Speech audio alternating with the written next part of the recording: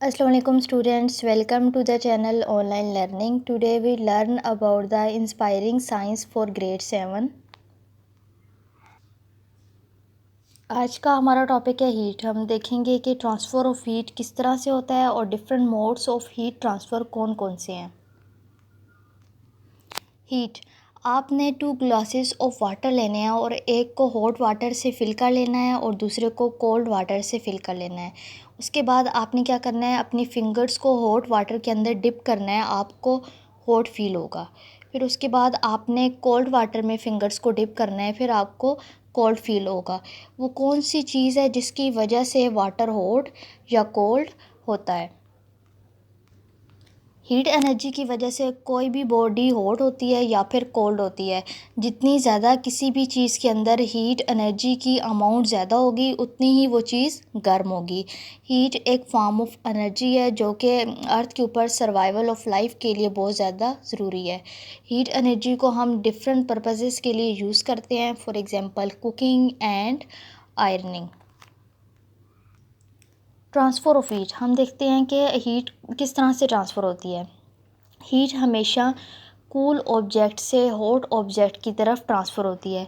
जब किसी चीज़ में से हीट फ़्लो आउट कर देती है, मतलब उसमें से बाहर निकल जाती है, तो उस ऑब्जेक्ट का जो टेम्परेचर है वो लो हो जाता है, वो ऑब्जेक्ट कूल डाउन हो जाता है। इसी तरह से जब किसी चीज़ के अंदर हीट ऐड अप हो जाती है, उसके अंदर की तरफ ट्रांसफ़र होती है, तो उस चीज़ का उस ऑब्जेक्ट का जो टेम्परेचर है वो हाई हो जाता है। हीट हमेशा हॉट बॉडी से कोल्ड बॉडी की तरफ ट्रांसफ़र होती है, लेकिन वो इस सूरत में ट्रांसफ़र होती है जब वो दोनों चीज़ें आपस में कांटेक्ट में होती हैं। और ये फ़्लो ऑफ हीट तब तक कंटिन्यू रहता है जब तक कि दोनों बॉडीज़ का टेम्परेचर सेम नहीं हो जाता। जब दोनों बॉडीज़ का टेम्परेचर सेम हो जाएगा तो ट्रांसफ़र ऑफ हीट स्टॉप हो जाएगा। अब देखते हैं कि हीट के लिए कौन कौन से यूनिट्स यूज़ होते हैं। जैसा कि आप सबको पता है कि हम डिस्टेंस को मेज़र करने के लिए किलोमीटर या फिर मीटर का जो यूनिट है वो यूज़ करते हैं। इसी तरह से हीट को मेज़र करने के लिए 2 यूनिट यूज़ होते हैं, एक है कैलोरीज़ और दूसरा है जूल। जूल जो है वो यूनिट ऑफ हीट एनर्जी है, जो कि सिस्टम ऑफ यूनिट्स और एसआई सिस्टम में एक इंटरनेशनल स्टैंडर्ड के तौर पे यूज़ होता है।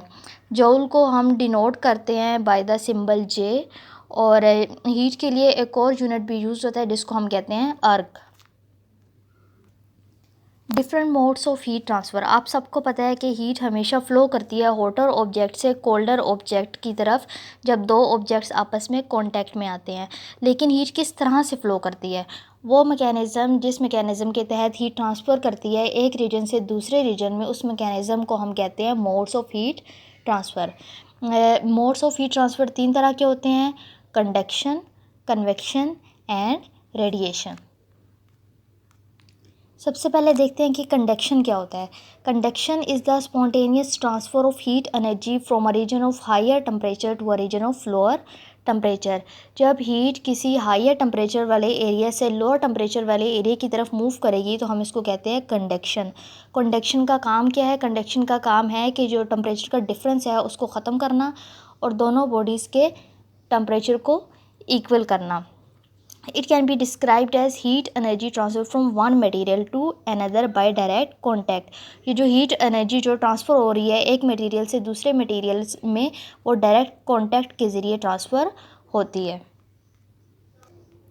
आपके सामने एग्जांपल है कि अगर आप कप में कोई भी हॉट मिल्क लें या फिर कॉफ़ी लें, उसको स्टिर करें चम्मच के साथ, तो कुछ टाइम के बाद जो चम्मच है वो भी गर्म हो जाएगी। उसकी रीज़न ये है कि हीट का ट्रांसफ़र हो चुका है, कॉफ़ी से हीट ट्रांसफ़र होती है चम्मच में।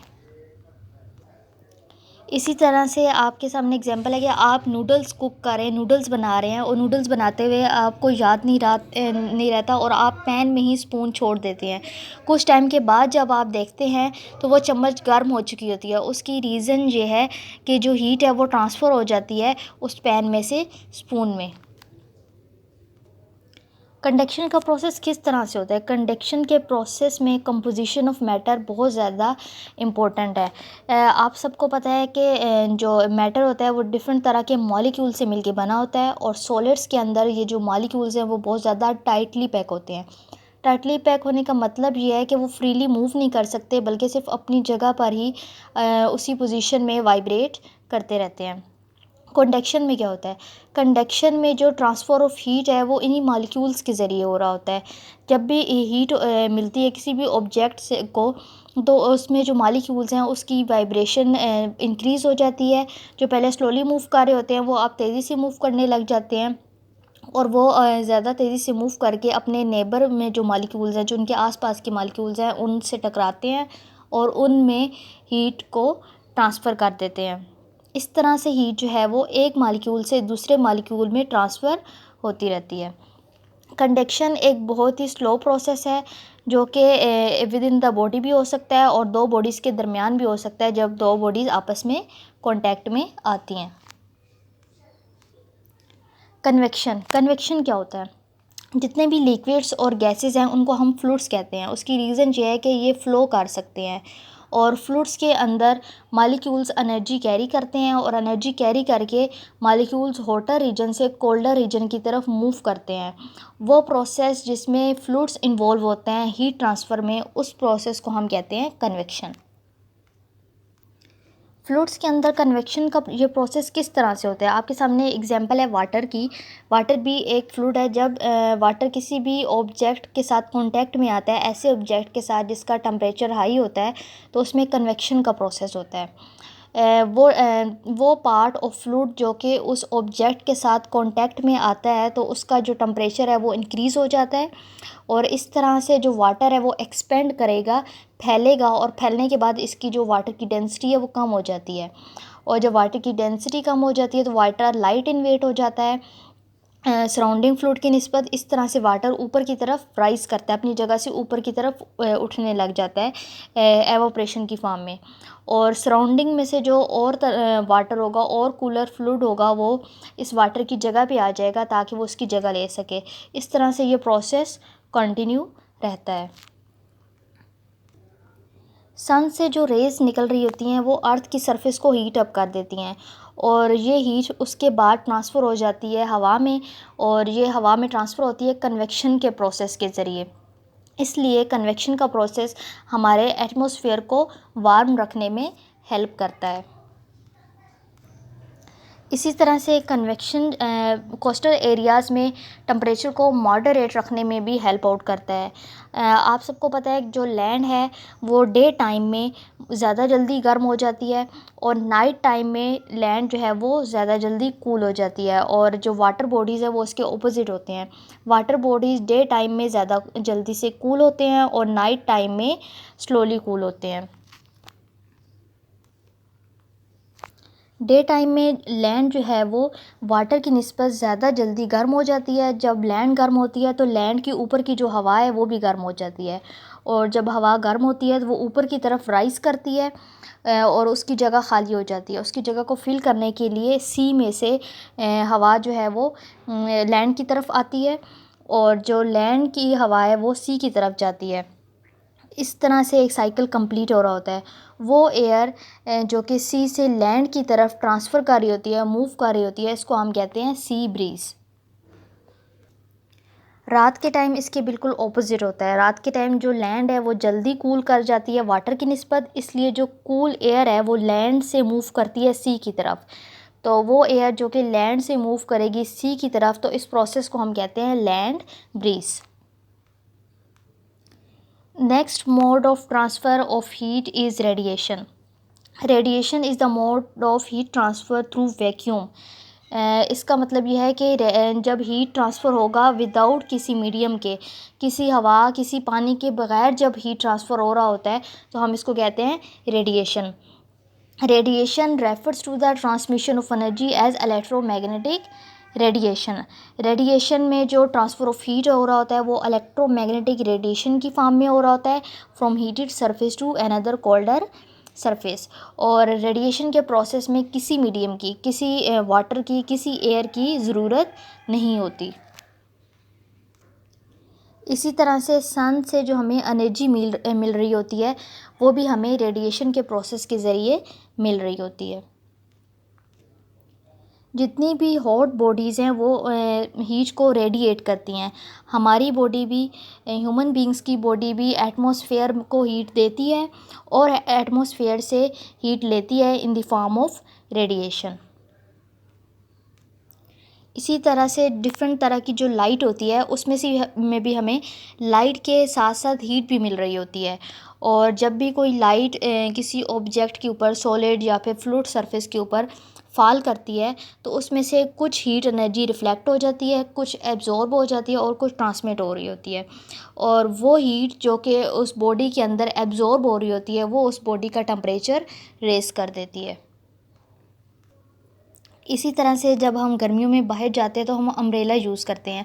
अम्ब्रेला यूज़ करने का पर्पज़ ये है कि अम्ब्रेला जो है वो पार्शली रिफ्लेक्ट और पार्शली हीट को एब्ज़ॉर्ब कर रही होती है, जिसकी वजह से जब हम अम्ब्रेला के साथ जो है वॉक करते हैं तो हमें कूल फील होता है।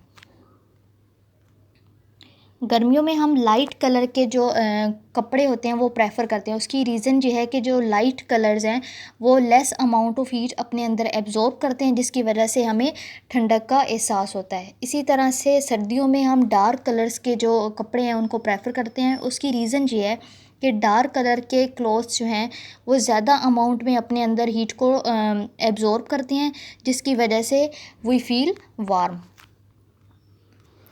अब हम देखते हैं कि कंडक्टर्स और इंसुलेटर्स में क्या डिफरेंस है। कुछ मटेरियल्स अपने अंदर से हीट को ट्रैवल करने देते हैं और कुछ जो है अपने अंदर से हीट को ट्रैवल नहीं करने देते।